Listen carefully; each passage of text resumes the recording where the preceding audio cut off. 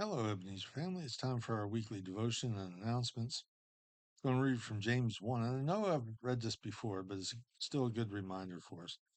Um, when we do this during the week, we just want to give you something to think about and gnaw on a little bit, toss around in your head, talk to God about to help your relationship with Him.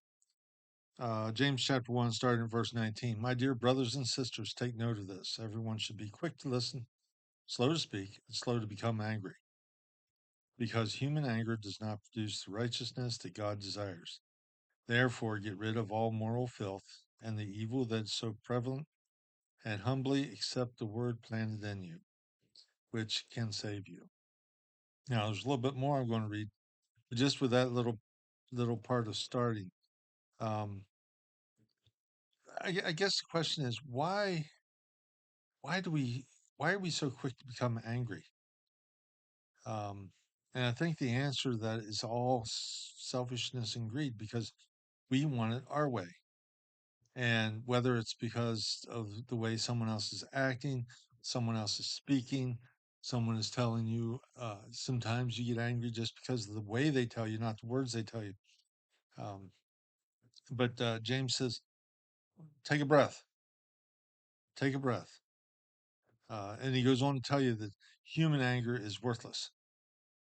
Righteous anger, and we see that in the Gospels, in the story of Jesus, that righteous anger is profitable, but it's a matter of self-control, which is one of the fruits of the Spirit. He says there at the end of that little section, he says, um, "Humbly accept the word planted in you, which can save you. Um, recognize that you are not God, and listen to His word. Read His word, accept it, and know that it is the absolute best for you." Uh, he goes on in verse 22 here. I don't know how much more of this I'm going to read right now. It says, "Do not merely listen to the word and so deceive yourselves. Do what it says. Anyone who listens to the word but does not do what it says is like someone who looks at his face in the mirror, and after looking at himself goes away and immediately forgets what he looks like. But whoever looks intently into the perfect law that gives freedom and continues in it, not forgetting what they have heard, but doing it, they will be blessed in what they do." And I'm gonna let's see. I'll read the rest of that section there. It says, "Those who consider themselves religious and yet do not keep a tight rein on their tongue deceive themselves, and their religion is worthless. Religion that God our Father accepts as pure and faultless is this: to look after orphans and widows in their distress, and to keep oneself from being polluted by the world." Whole lot of stuff there that James is writing about. Um, he tells us to not just hear God's word, but put it into practice, put it into our lives. So when God tells us to do something, such as when Jesus said the two greatest commandments are to love God with all your heart, soul, mind, and strength, and love your neighbor like yourself, that we should be doing that. We need to put practices into our lives to show that. Now, he goes on down here at the end, the last little part, he says, religion that is good, that God our Father accepts as pure and faultless, is this: to look after orphans and widows in their distress, loving others, and to keep oneself from being polluted by the world, loving God. God's word all comes together. We need to open our minds and our hearts to hearing how God has it put together. So just a few verses there to think about, ponder on this week. As far as announcements go, um, August 8th, BBX. The change is that it'll be here at the church this year, or this fall, and it'll be a one-dayer. Registration starts at 9:30, and it will actually start at 10 o'clock and run till 2. And we're excited about doing a second VBX this year. What else do we got here?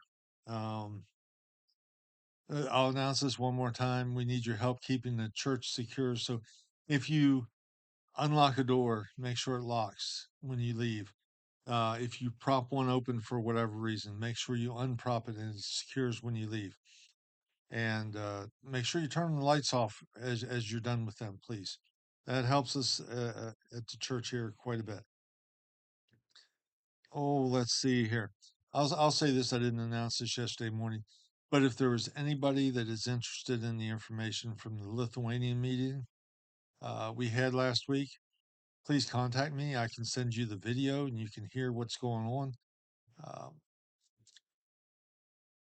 we are going to be starting to form our team, and it's a pretty exciting time for that.